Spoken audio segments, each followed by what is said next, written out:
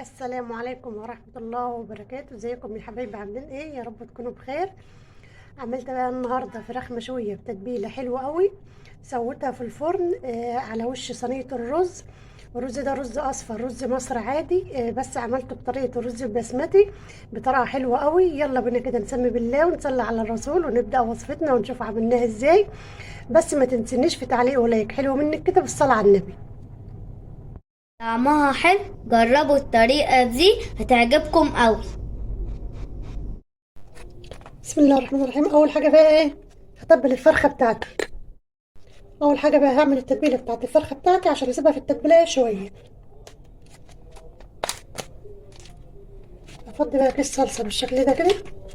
انا مش هستعمل بقى بصل ولا طماطم ولا الحاجات دي، يعني ايه في التتبيله دي. نوفر بقى البصل شويه. البصل غالي الكيلو ب40 جنيه دلوقتي. ربنا يعين كل واحد على حاله. هتبقى التوابل بتاعتي معلقه ملح صغيره،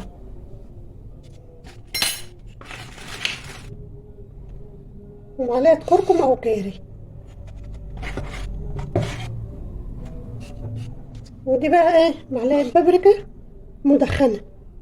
ده انا بجيبها من عند العطار، يعني مش البابريكا العاديه، دي بابريكا مدخنه بتبقى حلوه قوي في المشويات على فكره والفراخ. حط معلقه بالشكل ده كده اهو.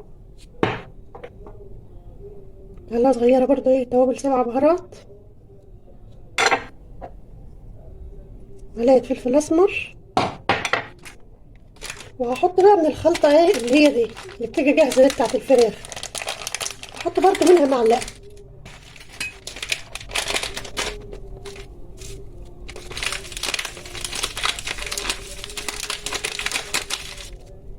بالشكل ده كده اهو.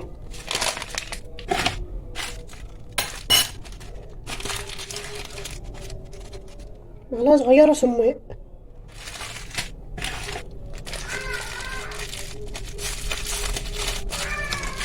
اضيف بقى ايه تاني؟ دي معلقه كبيره بصل على توم باودر، يعني انا ضايفه الاتنين على بعض وحطاهم ايه على بعض. فاخد منهم معلقه كبيره كده.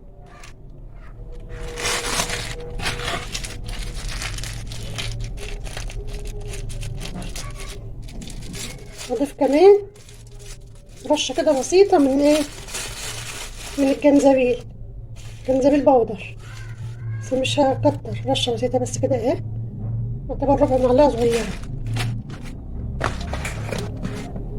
واضيف بقى معلقه كبيره من الخل.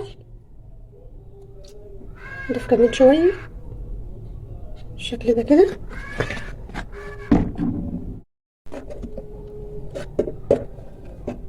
وهضيف بقى معلقه عسل صغيره او معلقه سكر. يعني ايه المتوفر عندك؟ متوفر عندك حطي معلقه العسل، مش متوفر حطي ايه؟ حطي معلقه سكر. بيديها لون العسل او السكر، بيديها لون حلو كده جميل.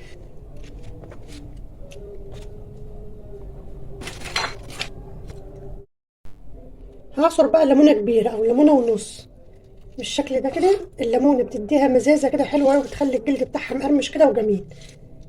تبقى مديها مزازه للفراخ وطعمها حلو.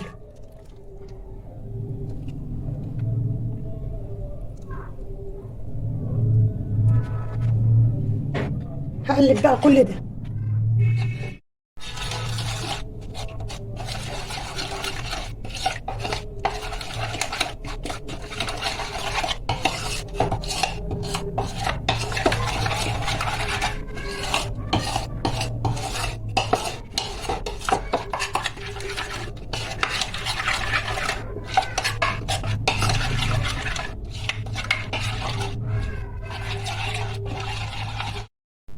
التتبيله بتاعتي بقت جاهزه بالشكل ده كده اهي.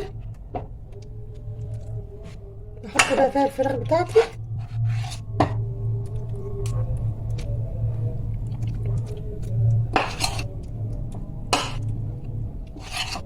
من بره من جوه كده اهي، وتحت الجلد وكله.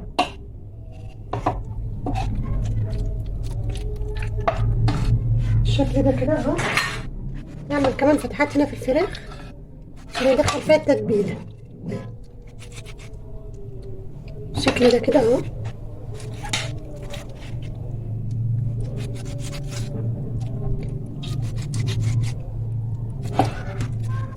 والصدر هفتحه من هنا كده اهو.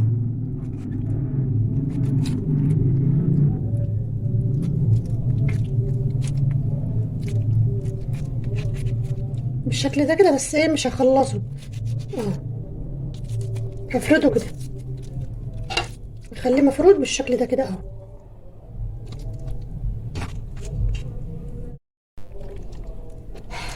ادخل بقى التتبيله بالشكل ده كده اهو.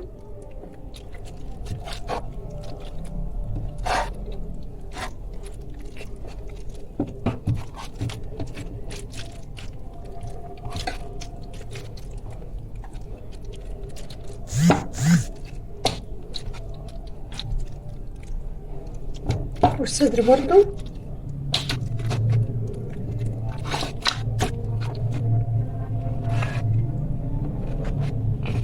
بالشكل ده كده. هسيبهم ايه منوعين في التتبيله دي ساعه او اتنين.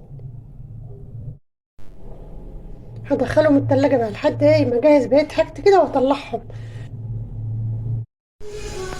وادي الفراخ بتاعتي بقى بعد ما نقعتها في التتبيله سبتها حوالي ساعتين.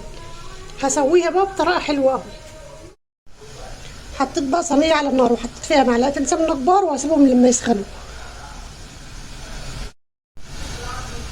السمنه سخنت هنزل بقى ايه بالرز.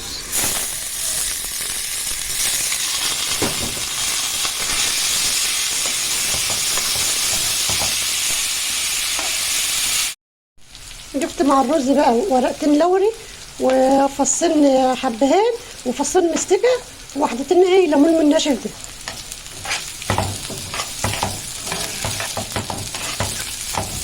انا هعمل الرز بتاعي زي بطريقه الرز البسمتي كده.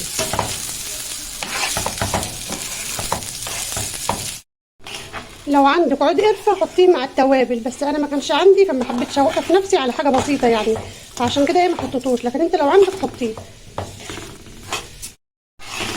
زي ما بقول لكم في كل مره يا حبايب قلبي، اما تكوني بتعملي اكل وناقص منك مثلا حاجه بسيطه مش هتاثر في طعم الاكله، خلاص يعني ايه ما توقفيش نفسك، كملي الاكله من غيرها عادي. هقول لكم انا ليه بقى ضفت الرز في الاول ما ضفتش التوابل في السمنه. عشان خاطر طبعا ده رز بلدي مش الرز ايه بسمتي. الرز البسمتي بتدي تشويح على التوابل كده في السمنه وترجعي تضيفي الرز وبتطشيه على طول. لكن ده ايه لازم يتحمر، يعني لازم يتحمر، لازم كده اديله تشويحه كده ايه حوالي 5 دقايق. فلو كنت حطيت التوابل في السمنه الاول وحمرتها كتير مع الرز كانت ايه هتتحرق وطعمها هيغير وتبوظ لي طعم الرز. فعشان كده نزلت بالرز الاول وبعد كده ضفت التوابل، هي ايه اتحمصت بقى وخدت التشويحه مع الرز. نحط بقى معلقه الملح وهطش الرز طبعا ايه وادوقه، لو لقيته محتاج ملح هزود له كمان ايه قبل ما يشرب ميته.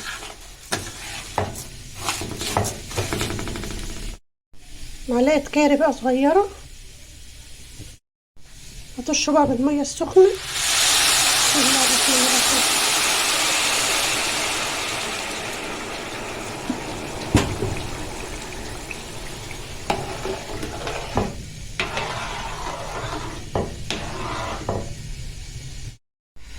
سخنت الفرن بقى ودخلت الصينيه على الشبكه بالشكل ده كده، وهحط عليها الشبكه دي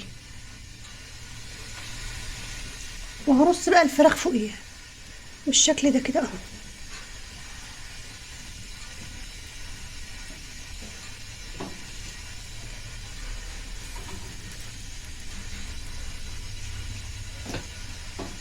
كده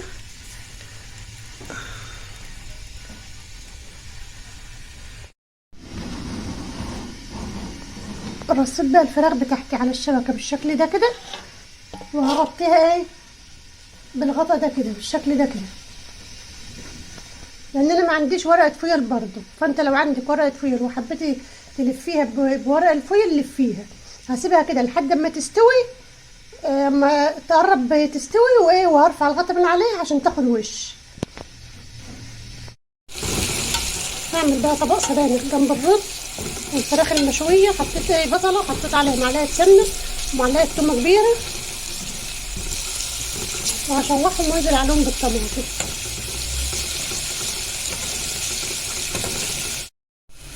شوحت هنزل بقى عليها بالطماطم.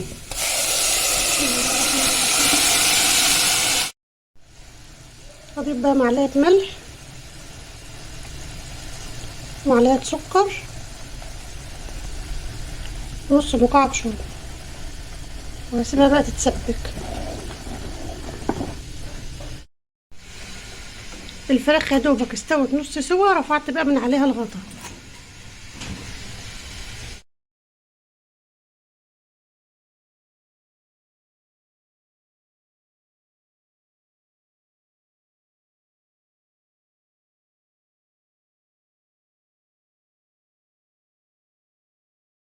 الصلصة اتسبكت بقى، حطيت فيها ايه السبانخ، واسيبها بقى كده لحد ما تجيب ميتها في الصلصة.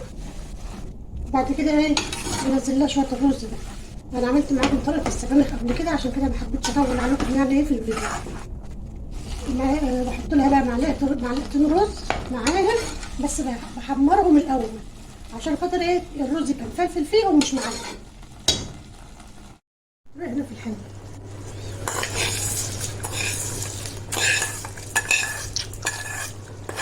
طبق الحله باينين حلو. اه طبق الحله باينين حلو. اه اقفل.